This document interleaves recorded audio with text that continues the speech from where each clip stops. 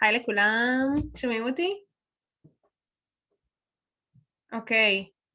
Hi everyone. We're actually, I'm supposed to speak English. Forgot about that. Hello from Scotland. Oh my God, that's awesome. Hi Scotland. We're in Scotland.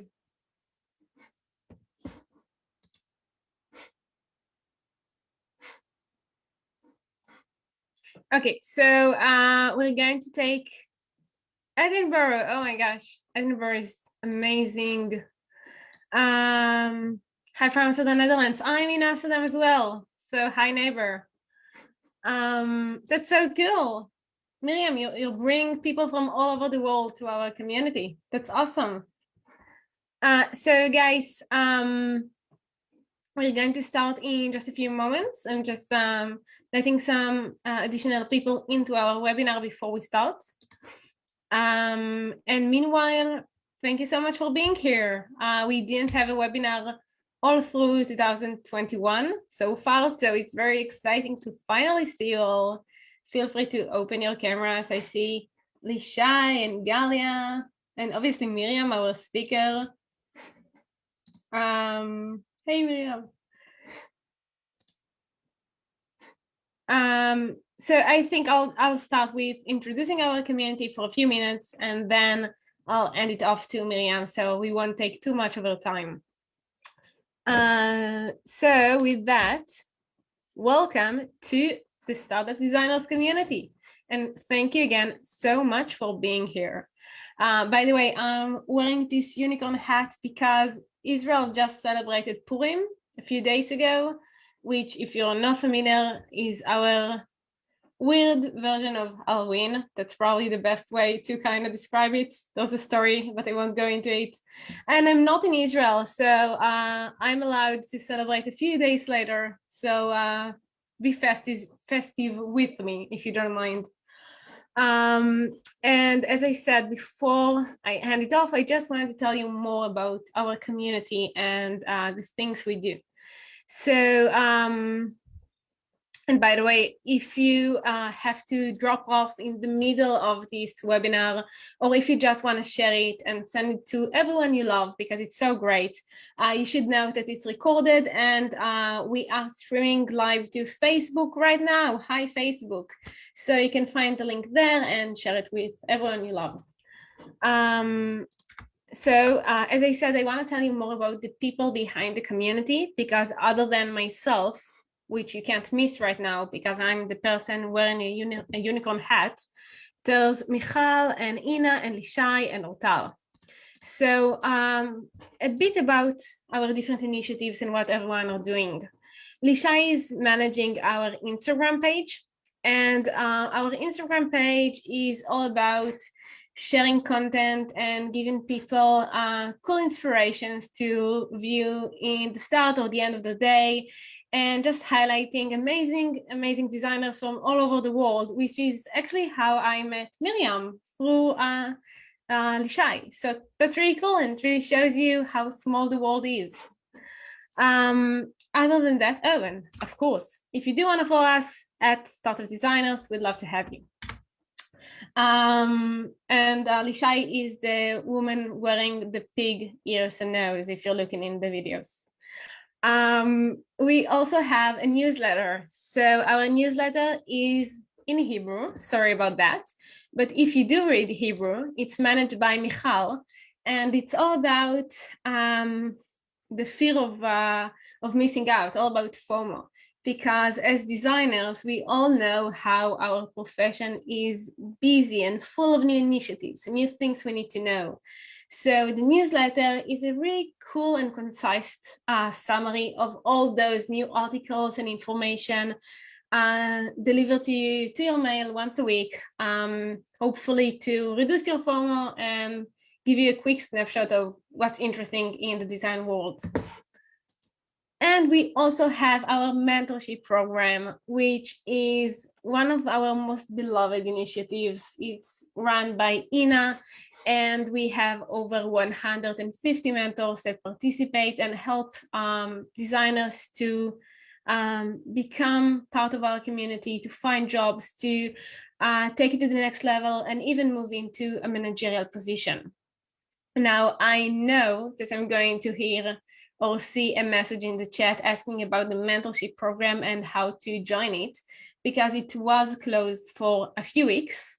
So we do apologize for that. It is free, Lenore. I'm just looking at the chat. It is free, and that's why it's so busy. So we had a very long waiting list, and we had to close it for a few weeks. But Ina asked me to tell you that we're on like the last few days of new organizations, and we are just about to reopen it again. So bear with us just a few more days or weeks, just like little weeks, and we'll start it again. And we're really excited to start it again. Sorry. And with that, that's all I had to say.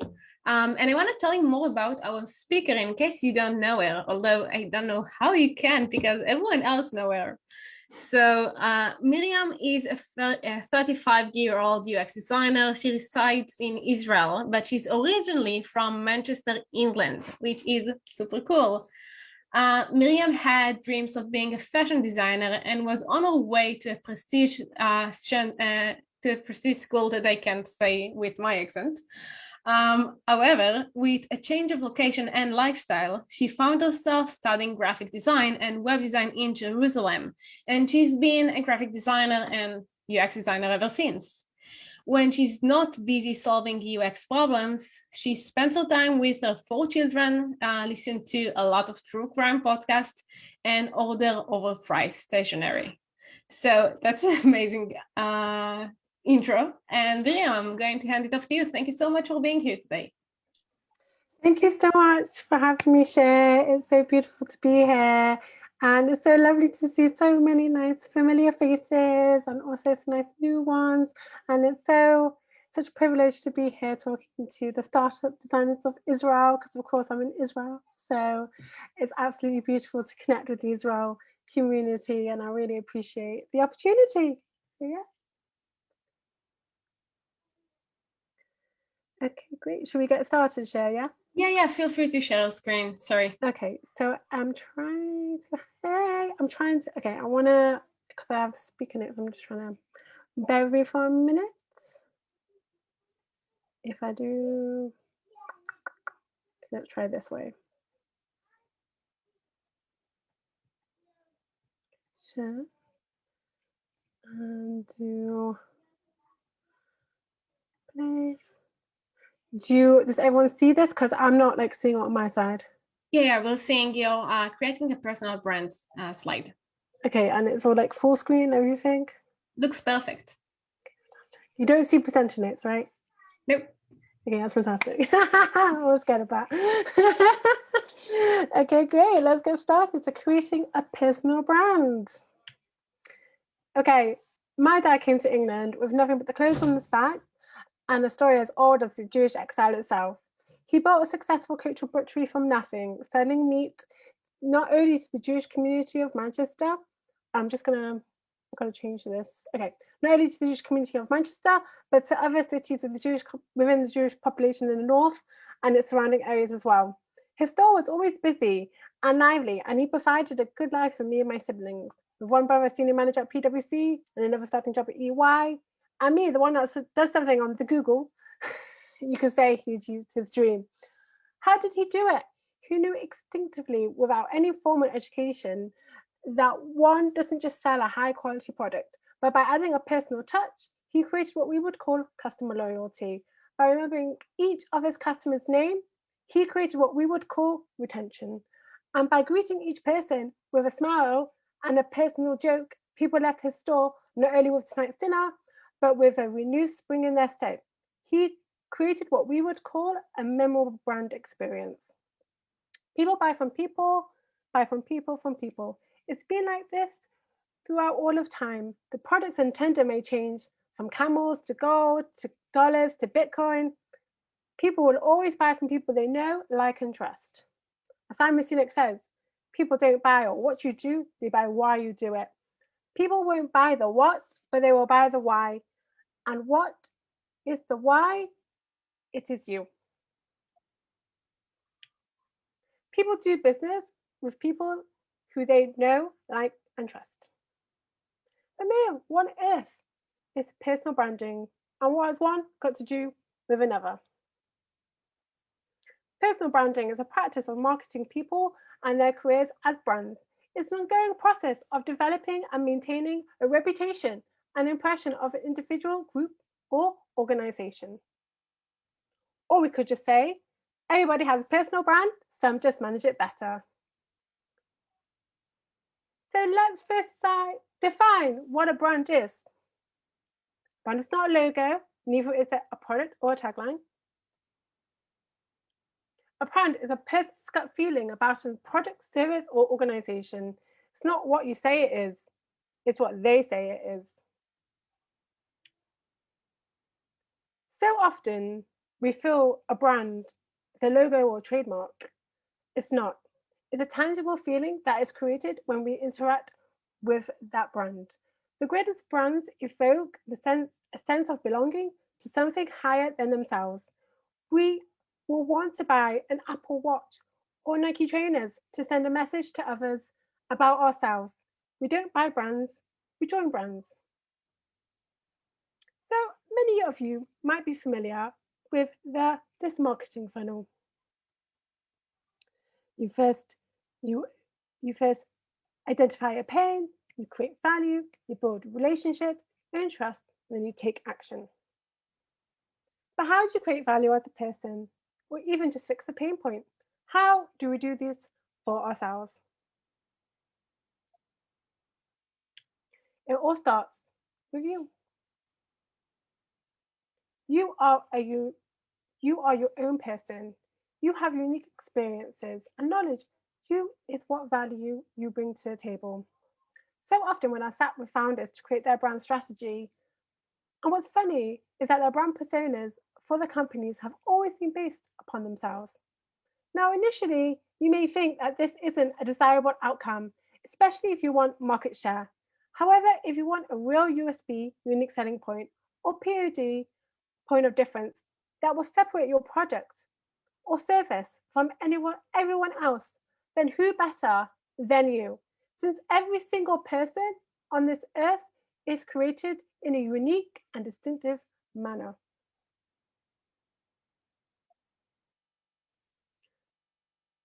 So we've all heard this. Identify about what you're passionate about. But here's what no one will tell you. Not just about what you're passionate about, but what also makes you money and what the world needs.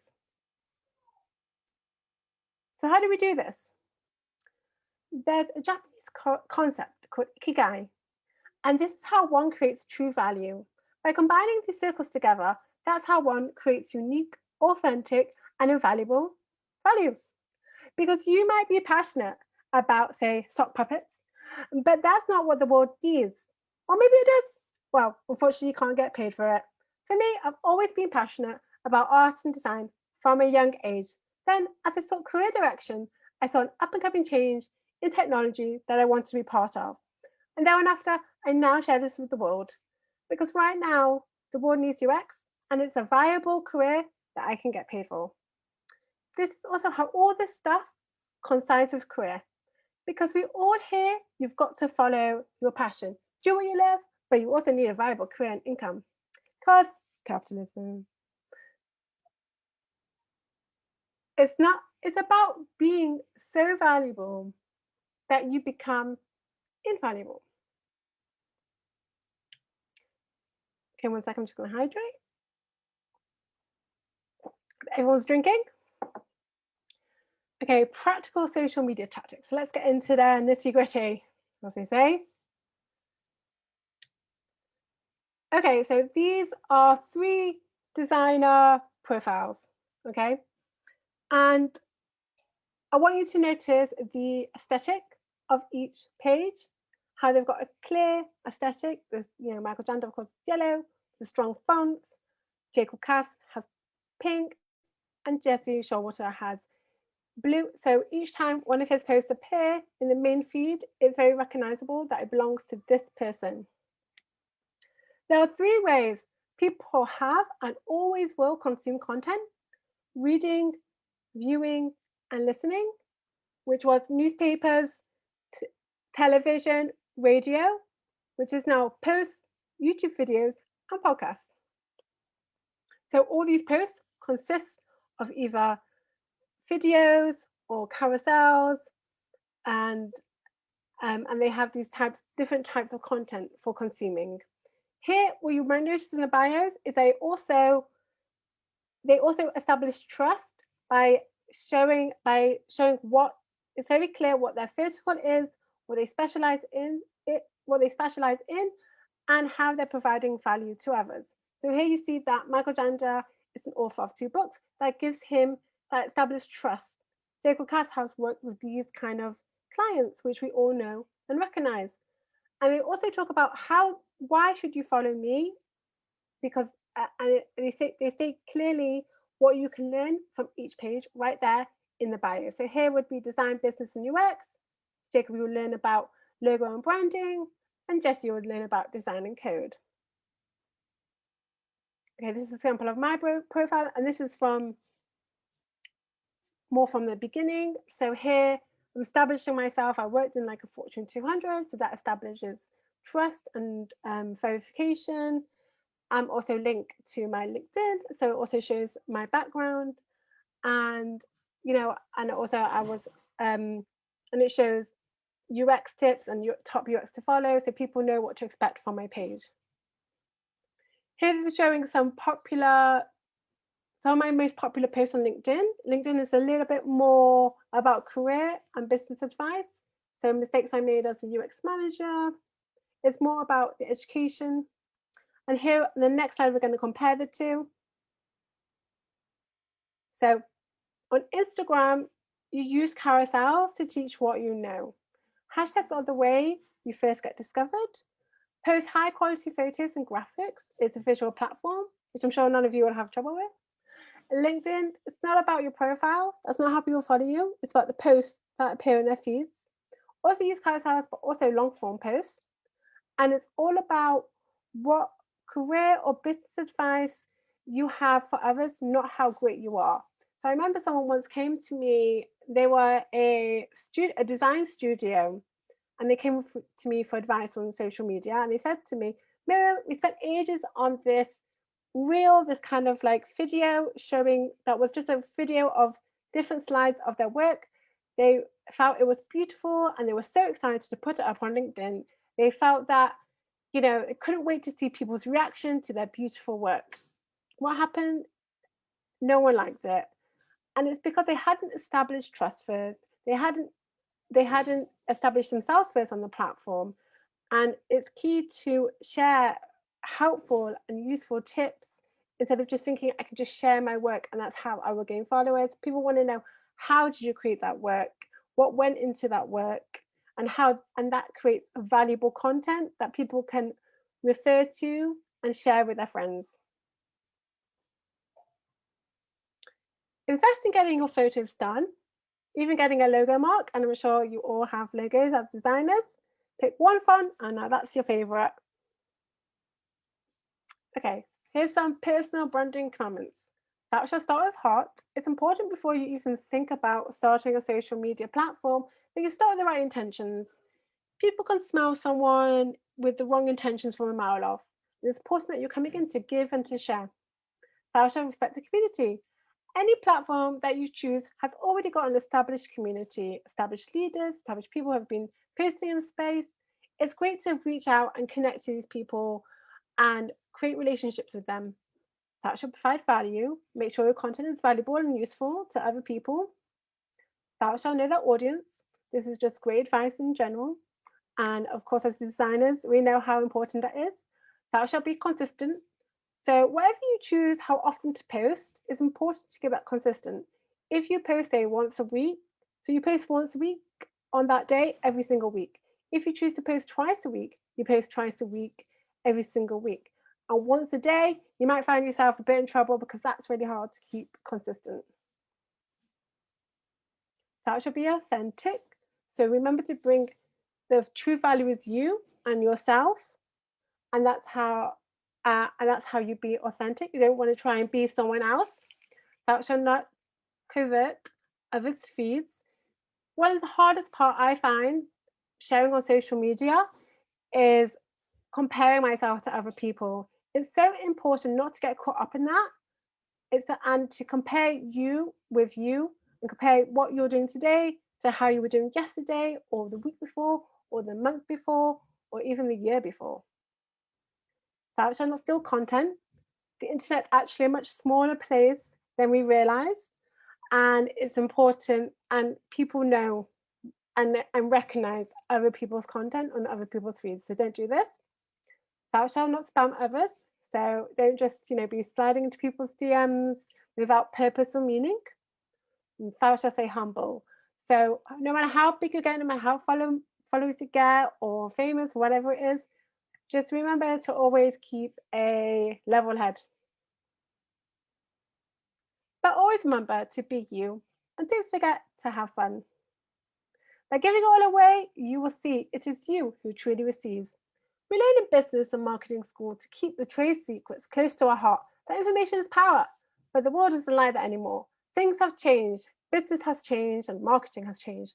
And about you, if I hear a Coca-Cola ad on Spotify, I don't buy a Coke, I upgrade my subscription. Share what you know, help others, and you will see it is you who truly receives. Thank you. That's it. Don't know how to stop this. Awesome. So I think we have quite some time for questions.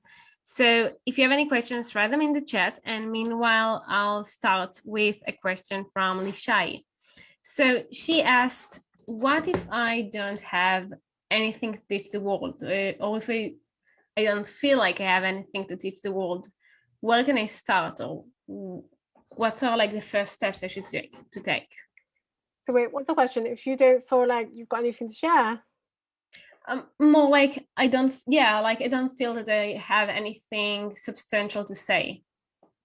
So I would say the best thing to do is document. I mean, if you're working as a designer, you're working as a designer, you are collaborating, you're working with clients, or you're working inside a company.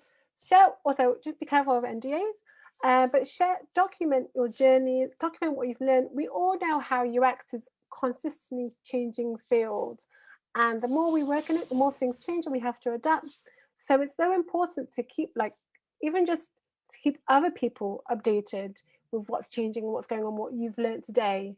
And that is valuable and that is helpful and that is useful because we all share a bit from today I learned that, I learned that I don't actually need something I learned recently in design systems was I actually don't need 4 different responsive scales for fonts because of Retina.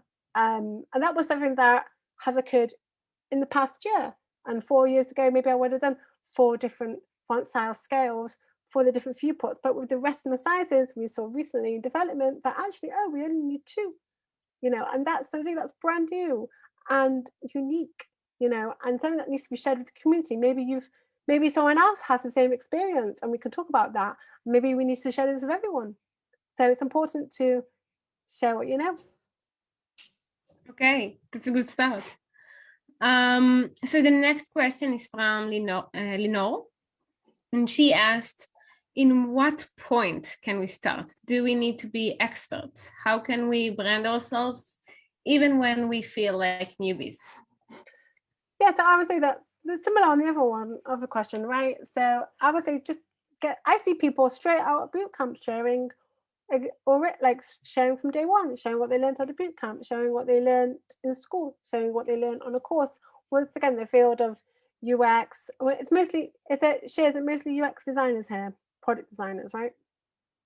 So in this world, in our field, for sure, we're constantly changing standards, constantly finding out new things, constantly, and that once again, if you're building products that are being pushed out into the world, then that's something you can share and talk about, and validating the fact that you are building products in today's world, which is amazing. This is such a new field and you're doing it and you're shipping and you're seeing and users are liking it or not liking it and you're learning from that and you're building, and that's the value. And that's, once again, it's so invaluable that we do this, and it's one of the reasons why I first started on social media.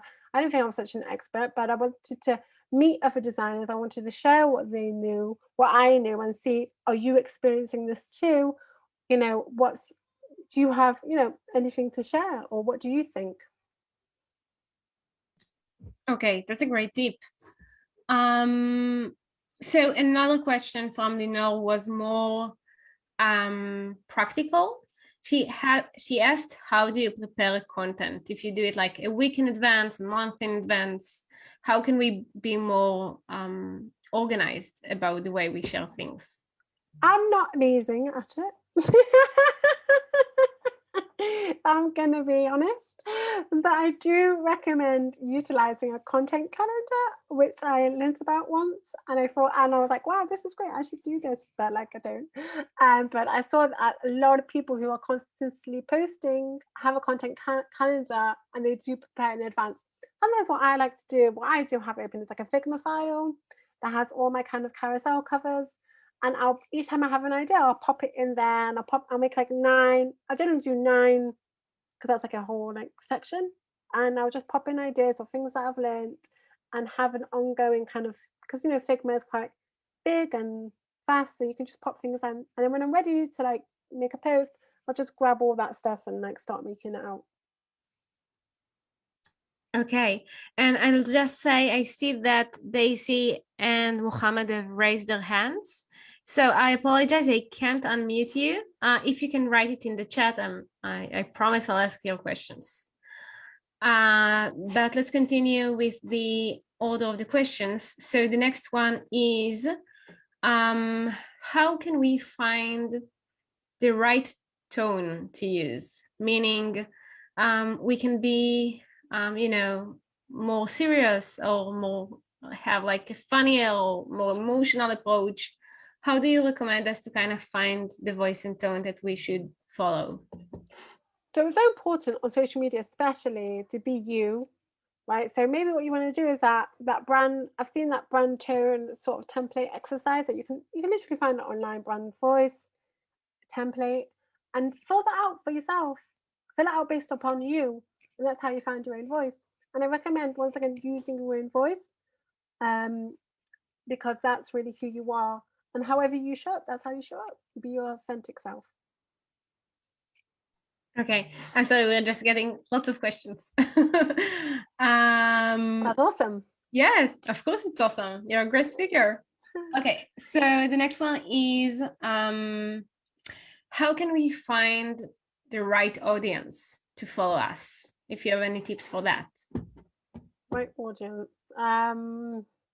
Good question. I haven't really thought about that so much. To be honest, my strategy was always like, put it out there, and people will follow, and people will find me, and people will, consume my content if it's relevant to them. That's kind of how I felt I built my tribe, by putting out content that I was curious about, that I was having a thought about, thinking like, oh, does this theory make sense? Does this, asking questions, sharing like, previous experiences, and that's kind of how you find your audience, through sharing your own content, and it kind of happens in a kind of retrospective way.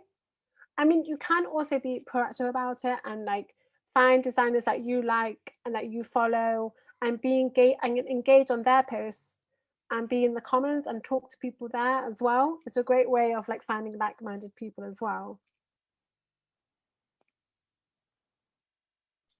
Sorry, just doing quick management thing. That's okay. Okay. So another question by Lenore was, what should we do if we don't feel comfortable with taking videos of ourselves or picture of ourselves? We do want to build our brand, but we don't feel very comfortable with being in the front of it. Do you have any tips for that? Yeah, I feel like I really don't like doing video. It's really hard for me. But it's very important to show yourself, because really, social media and branding and this whole space is really, once again, it's about you and who you are.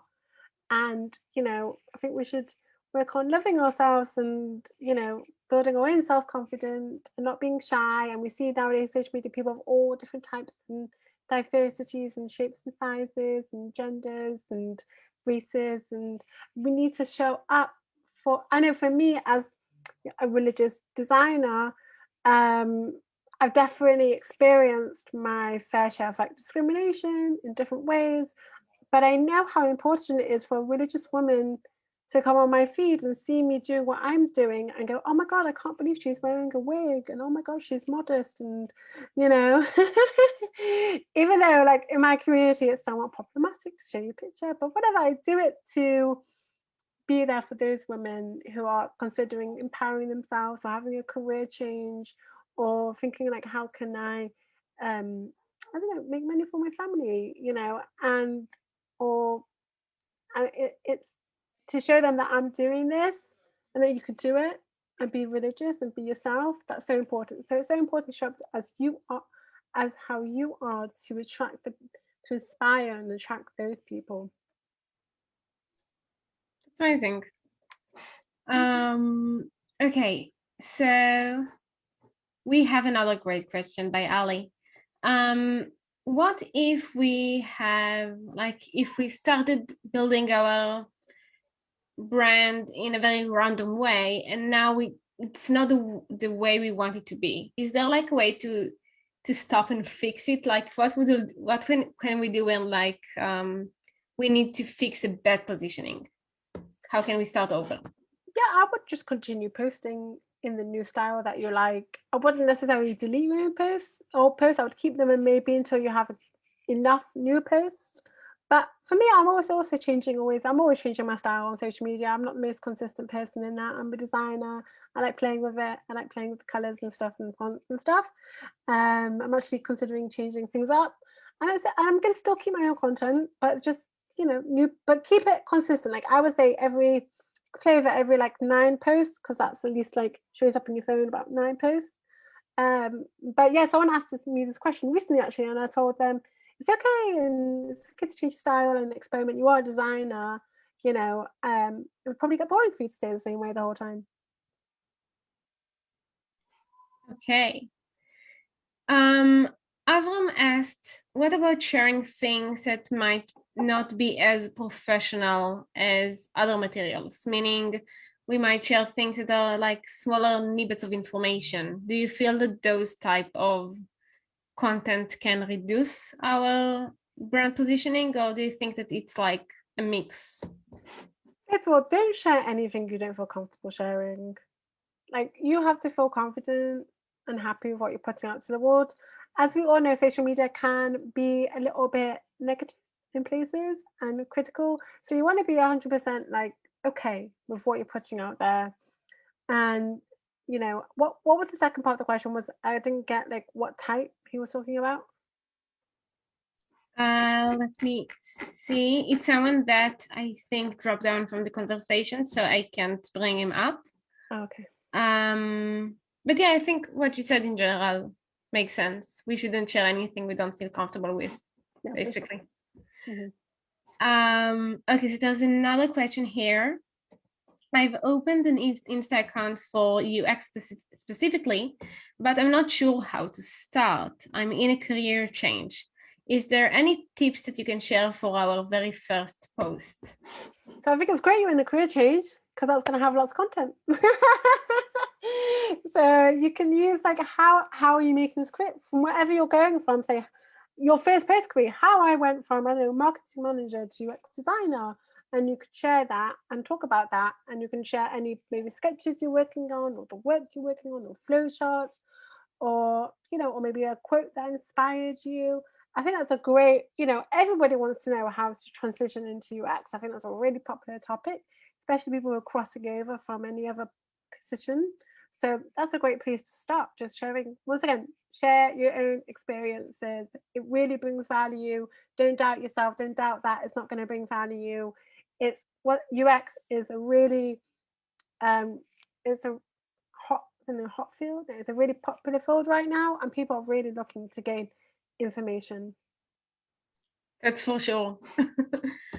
Cool. So I think that's most of the questions we had. I do have to apologize for you, Miriam, and for our members in the chat. We had a few bots, but they're out and it happens. So welcome to the virtual world. But other than that, Miriam, thank you so much. It was lovely to learn from you and hear some of your great tips. Yeah, thank you so much. Thank you for joining us, and thank you everyone for helping us start 2021. My pleasure. Wait, I just want to say hi to an old friend. Shaza is here. Shaza, I love you. So glad you came. Oh, it's so nice. It's so, I mean, I've just found you now in the video, and oh, thank you so much. So I've seen your comment. It was very nice. Thank you. I really, can you WhatsApp me or DM me? I want to chat. Okay, so that's it. Yeah, I just want to say thank you to everyone here for coming, and anyone feel free to DM me on Instagram. I'm more than happy in case of questions you can't answer, or you're too shy, or whatever it is. And so share, it's been lovely to connect as well, and I'm so grateful. So thank you. Thank you so much for being here. Bye everyone, and have a lovely night.